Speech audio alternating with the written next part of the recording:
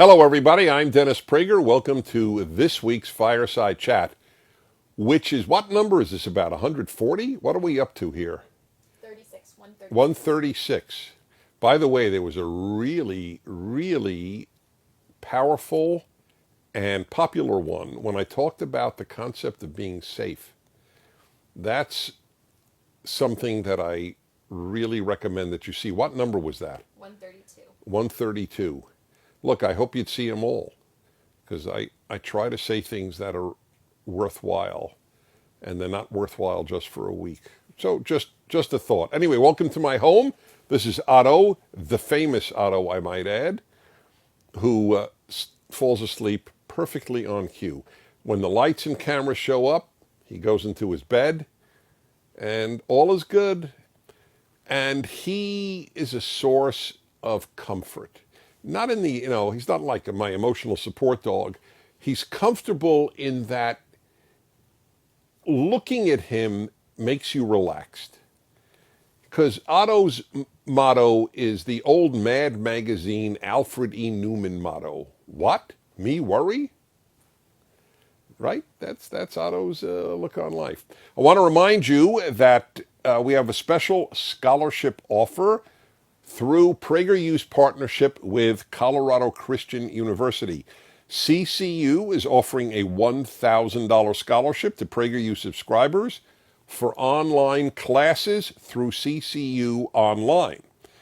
CCU offers over 90 degree program options, and all courses are based on a Christian-centered worldview. But as I always remind you, if you have no faith or another faith, you are perfectly welcome at CCU. Most classes are only 5 weeks long, so you can take one class at a time and still have time for life.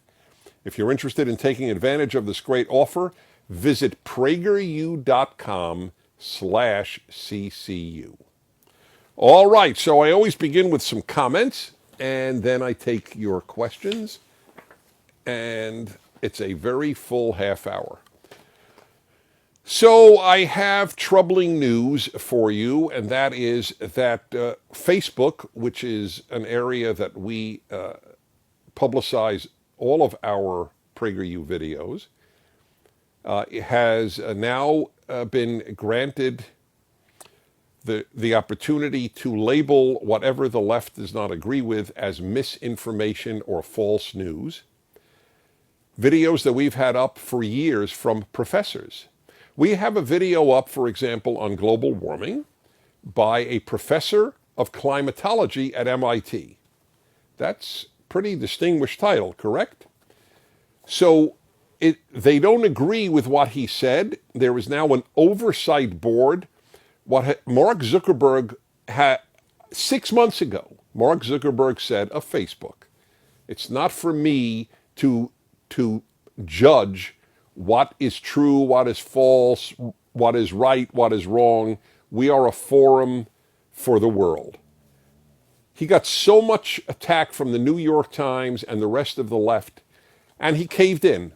Everybody, well, not everybody, most people cave into the left because they're intimidated by the left. When you are smeared by the mainstream media, it's a very difficult thing to have the courage to stand up. Zuckerberg meant well, but he doesn't have courage. Without courage, everything is useless. And so he formed a board, some truth-determining board at Facebook, said, you guys decide, I'm out of this. Most of the people on the board are on the left, and so they have a left-wing climate activist organization which has labeled 2 of our videos false news. It's not even news. That's the irony. So they've labeled it misinformation. So let me explain something. Misinformation means differs with the left. It has nothing to do with truth. Nothing. In fact, truth is not a left-wing value. I've said this my whole life, well before PragerU was ever founded. It is not one of their values. So this is not an issue of misinformation or false news. The issue is simple. The left doesn't agree with it, so they label it misinformation. Exactly what the Soviets did with regard to the Western press. Oh, that's misinformation. This is all taken from what the old Soviet Union or other communist regimes would do. This is totalitarian stuff. We are at a very serious tipping point in the United States of America on the issue of free speech, as you well know. The universities began the assault on free speech, and now it has continued to the social media. So look at what comes up here. You get this message going to PragerU sites. PragerU page restrictions. Your page has reduced distribution and other restrictions because of repeated sharing of false news. There is not a word of false news. This is a lie. This is the lie. This is the Orwellian Soviet-type lie that is being used. If you differ with the left, it's false news. We have a video on whether or not polar bear numbers are increasing or decreasing. It's not a matter of false news. There are different scientists who take different positions, but you are not allowed different positions. The official position is, from the left, that polar bears are diminishing in numbers. There are many scientists, I checked this myself, I was curious. There are many scientists who say, no, they're not decreasing. Some might be in this area, some are not in this area. By the way, it is ironic. 3/4, I believe it is, of polar bears live in Canada. 600 are allowed to be killed each year by native Canadians. So isn't that interesting? It's disappearing, but because native Canadians like to eat polar bears, it's a traditional food or whatever reason, they are allowed to kill 600 of them. Now let me just ask you, if there is an extinct creature and your tradition is to kill extinct creatures, would that be allowed? Either it's a bizarre Canadian law, which defies common sense, or they're not disappearing, right? I mean, what if somebody said, to give an American analogy, well, our group loves eating bald eagles. It's been a tradition. And I'm not mocking the tradition at all, but I'm saying, what if one did? Would they be allowed? Of course not, because the bald eagle is an endangered species. But anyway, putting that completely aside, do you see what is happening? You differ with the left. He has given control over Facebook, Zuckerberg has, to the left, and this is what is happening.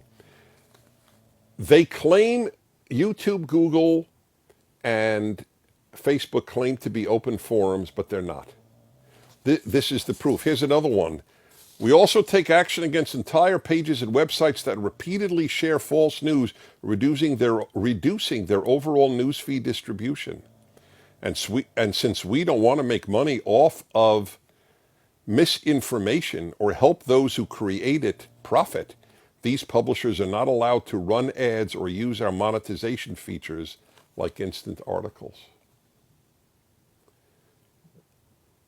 When I testified at the U.S. Senate, and you can see my testimony, ironically, on YouTube, Dennis Prager, U.S. Senate, I guess you'll find it. And I said that one day we will say, you know, they came after the conservatives, and I said nothing because I wasn't a conservative, and then they came after me, and there was nobody else to speak up for me. And I was mocked by the left for it. It was hyper-dramatic, but it is completely true.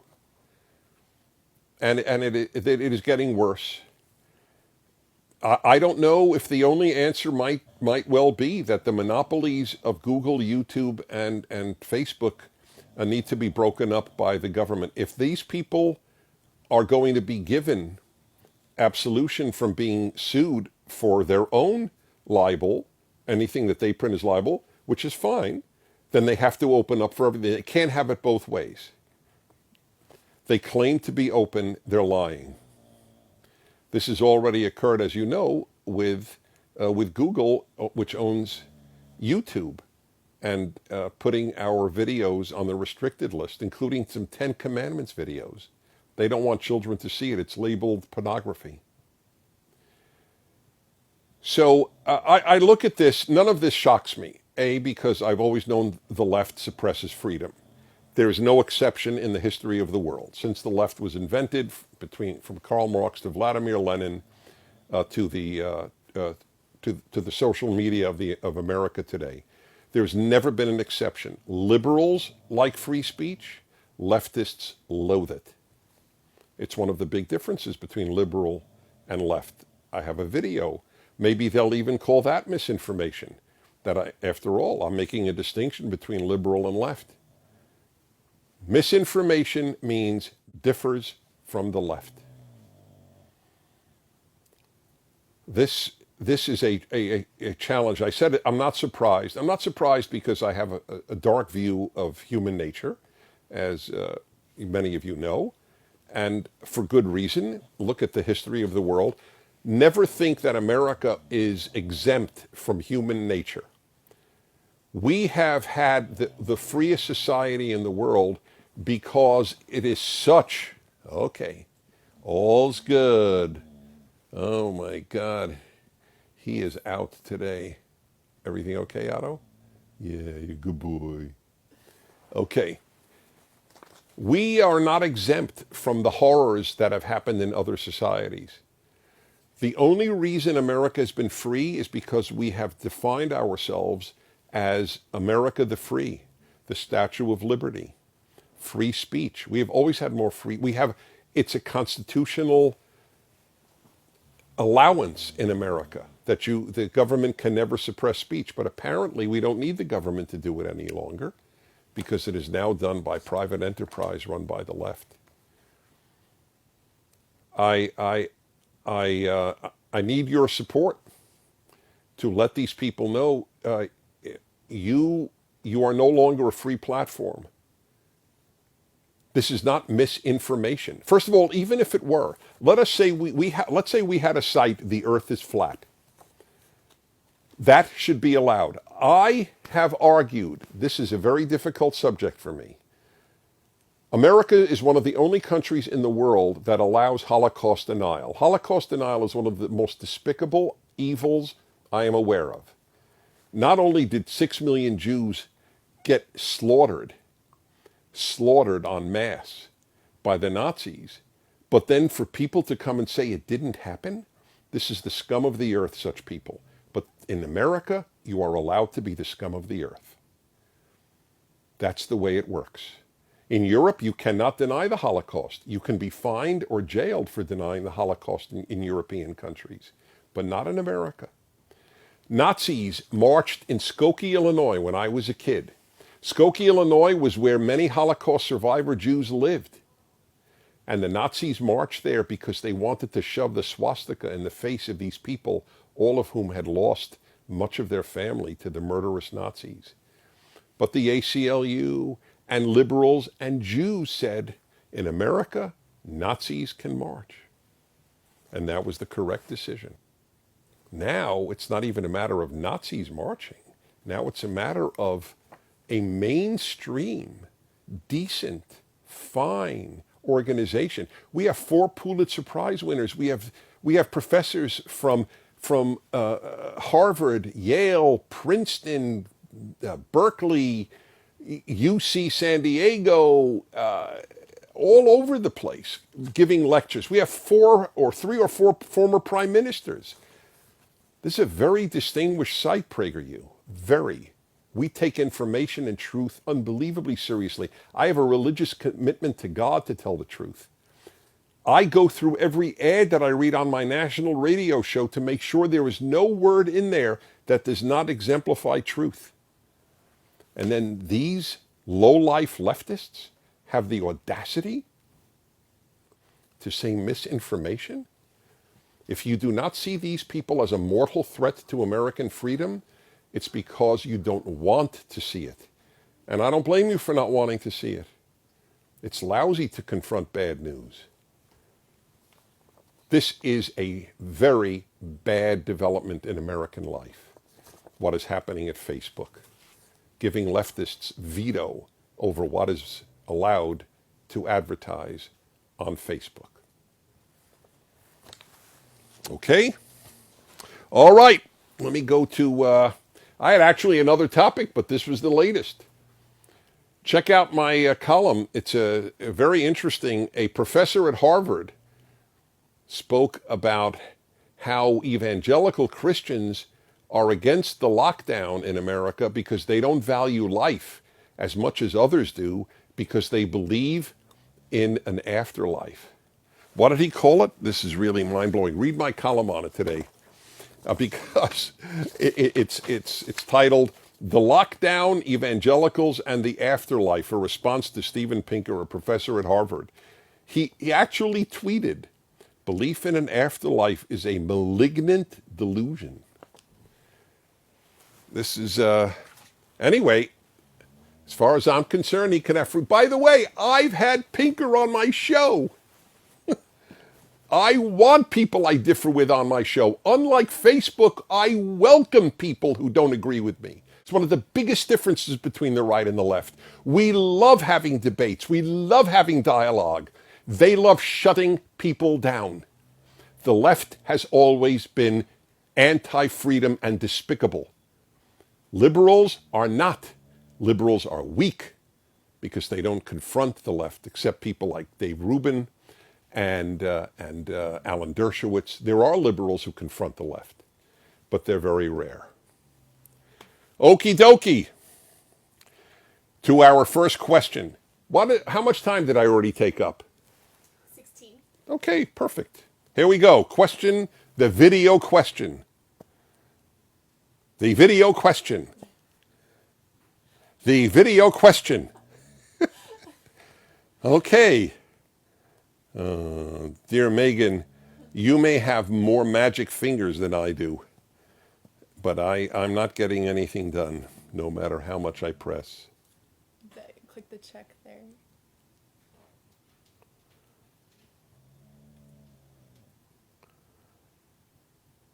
God, if it's not listening to me. Oh, here we go. Okay.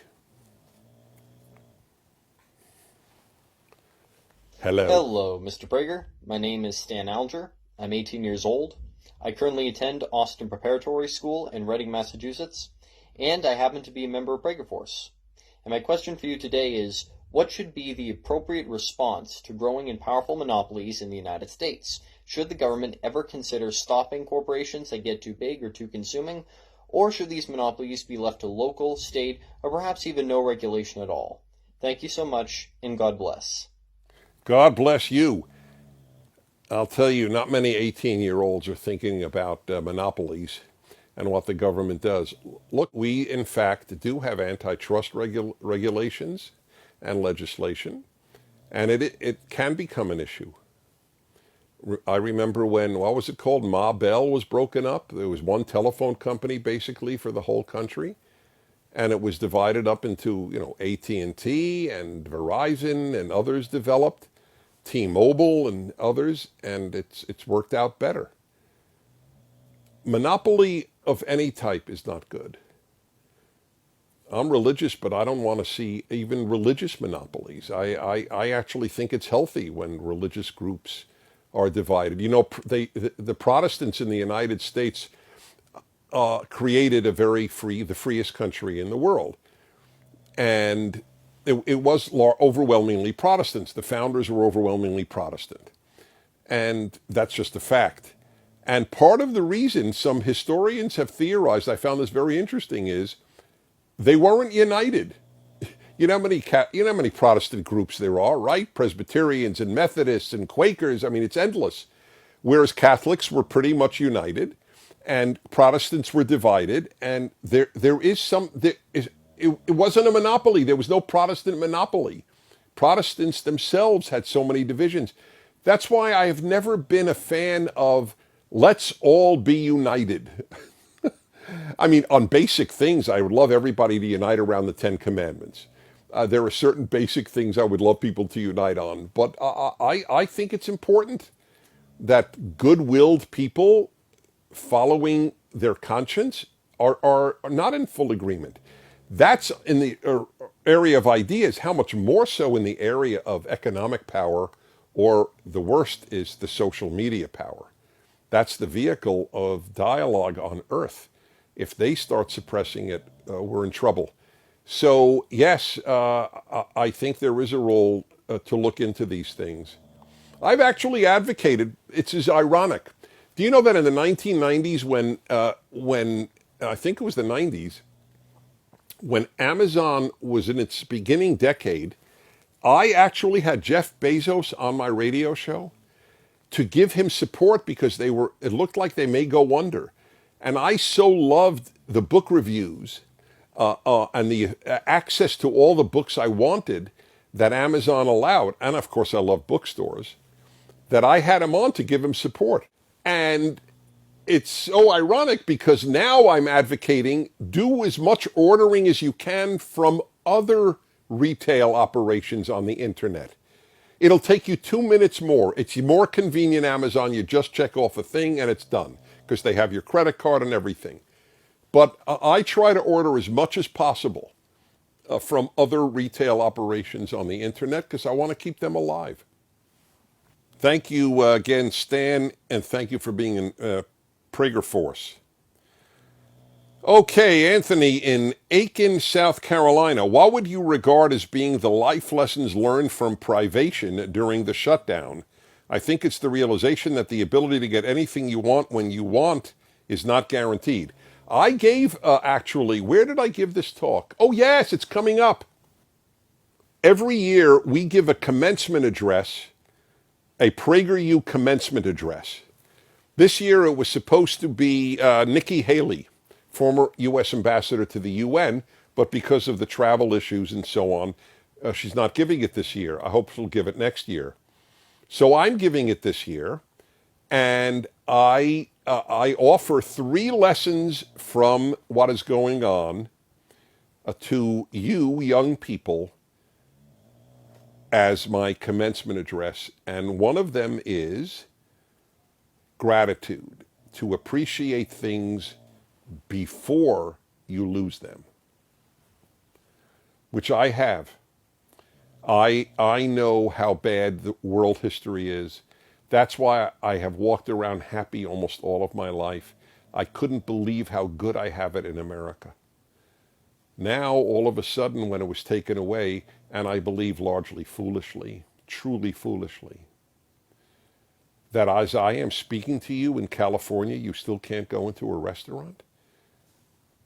When there are so few people who have died from this illness in California, a state of 40 million, it's immoral. Watch the commencement address when I give it.